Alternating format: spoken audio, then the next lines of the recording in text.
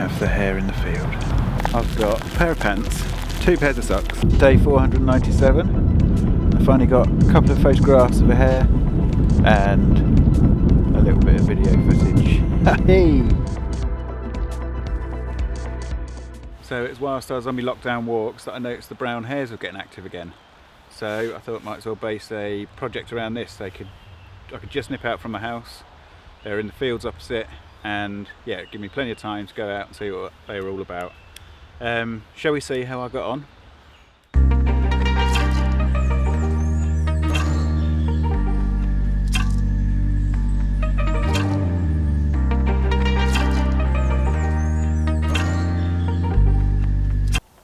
I went to the hare field and there were no hares there.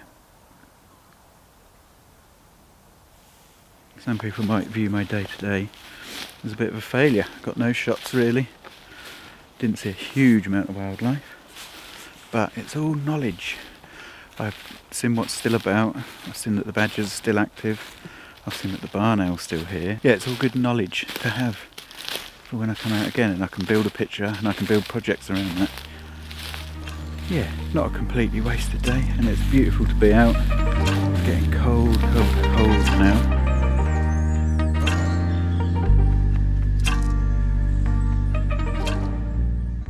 So I didn't have a huge amount of luck that first day, but I mean, I wouldn't expect to anyway. It's all about research and developing my knowledge of the brown hares that are around me. So I headed out again for a second day.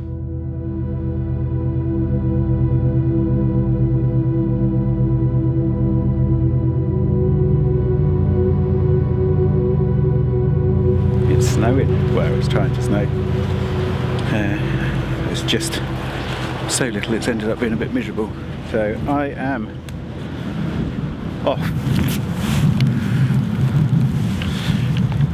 Yeah, so I think the point of being out with your camera isn't always to get a good shot. It's about extending your knowledge of your local area.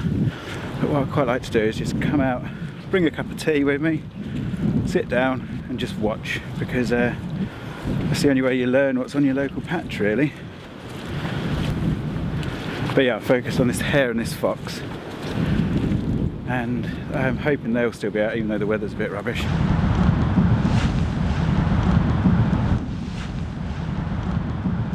We have the hare in the field. He's just come running out of where I thought he lived. So I'm going to swap this round and try and get a bit of footage of him.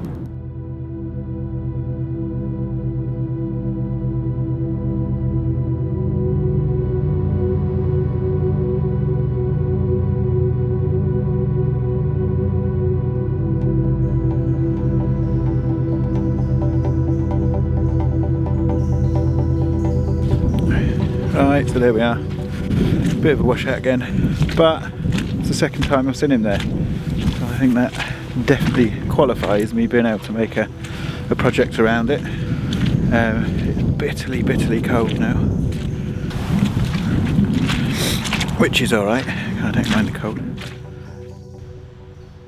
So next day I went out was when the snowstorms hit, and they just hit Yorkshire where I'm based. So I'm back out again. We had some snow last night and I thought I'd try for these hares again, although I was reading up last night and if it's too snowy they don't like it, but I think I'm going to go to the spot where I saw 2 of them and just hunker down and see what I can get.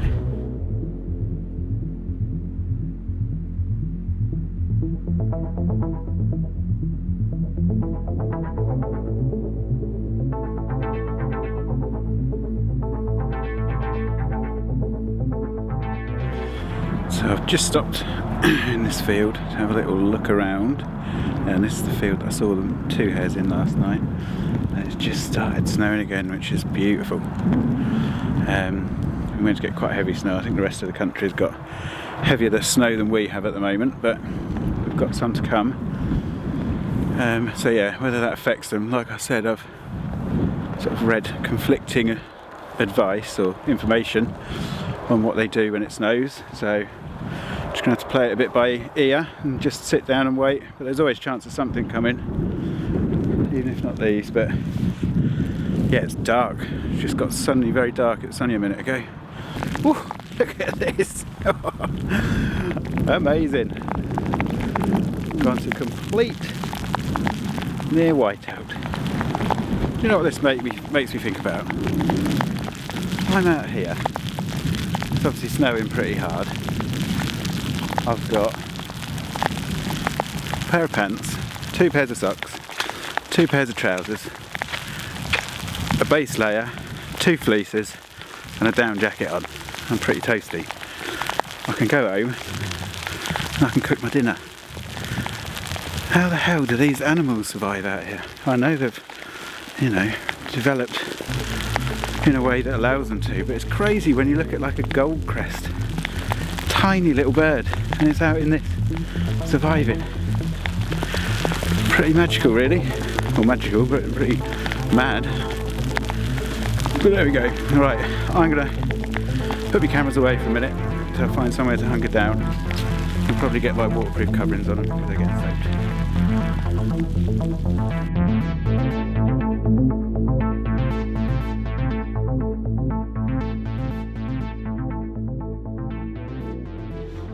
So I managed to get a couple of fleeting shots of hare in the snow, but nothing amazing. But it was good to be out in that. The weather conditions were great. It was a shame I didn't get the shot I was after, which was a hare, you know, close up in the snow. But you know, we can't get everything, can we? But it was all, yeah, I was building information basically. I knew where they were mainly. I knew the fields that I was most likely to see them in, and I knew what times they were beginning to come out and get active. So yeah, it was a good information building day. So yeah, with the snow still around and a bit more information under my belt, I decided to get out again. So there we go, ladies and gentlemen. Day 497. I finally got a couple of photographs of a hare and a little bit of video footage. Hey! I think we'll get out of this wind, shall we? So I suppose this is my 4th time out here looking for the hares, and well, not looking for the hares, I'd found the hares, but actually trying to shoot them, photograph them. I'll just make that clear. And yes, it paid off. All my research that I'd done on the previous walks had helped me. There's a few spots where I'd seen them, and so I checked them all today. Saw 2 in the field. Managed to use a tree as cover, managed to creep up, laid down flat, and yeah, get a bit of footage and a couple of shots. They're not the best I can do, but it has paid off, and that's the main thing.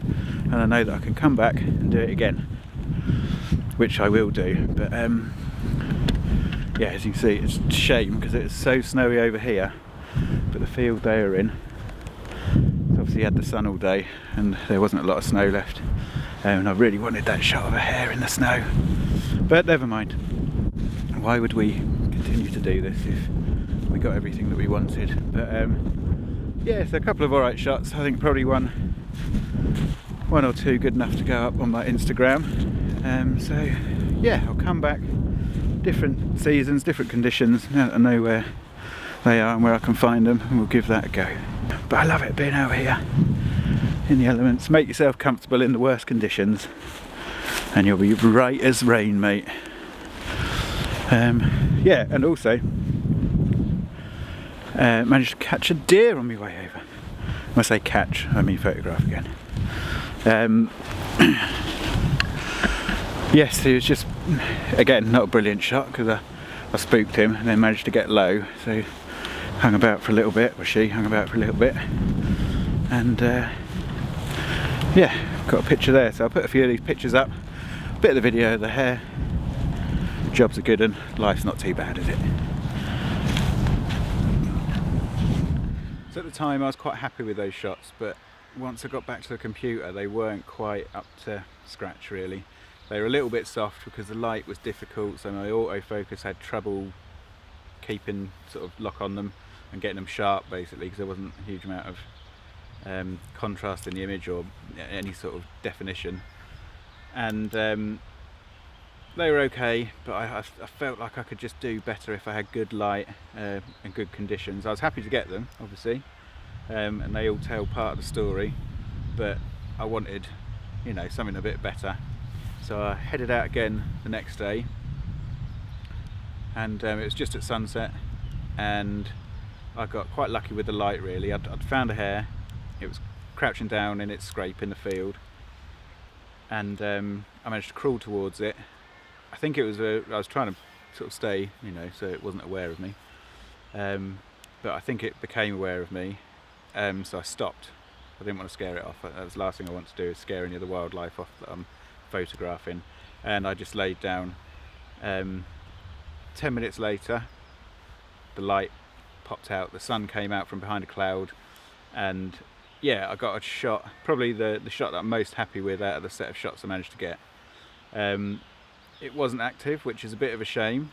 I sat there with it for a little while, and then a little bit later a buzzard came over, sort of quite distant, but you could hear it calling, and the hare stood up and sort of retreated slowly into its hidey hole that it comes from.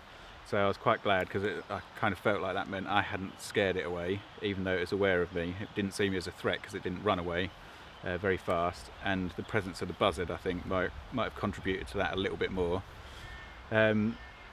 So yeah, I left and decided to start walking back home, and then as I did, about 2 minutes later, it popped out of the footpath in front of me and stopped, gave me a little pose. A couple of dog walkers came along and scared it off, so I managed to snap off a alright hare in motion shot, which I was quite pleased with. Again, they're not brilliant, but they just sort of add to the story of the hare and the story of what I was trying to catch. So yeah, and then on the way back, I stumbled across about 4 or 5 hares, all getting together and starting to show little signs of boxing, but at the moment, the time they're doing that, it's too dark for me to film and photograph. So this is kind of me drawing an end to this portion of the project, and I'm going to start again once the light has just got that, you know, stretching out a little bit more as we go into March, and hopefully I'll be able to get some more shots of hares. But for now, yeah, I've built quite a lot of information, and got a couple of shots that are alright. If you've enjoyed this video, you know, like, subscribe, hopefully I'll be uploading more. And if you want to check out any more of my images, head over to my Instagram, which is thewildfather_Rob_Sparks. See you out there next time.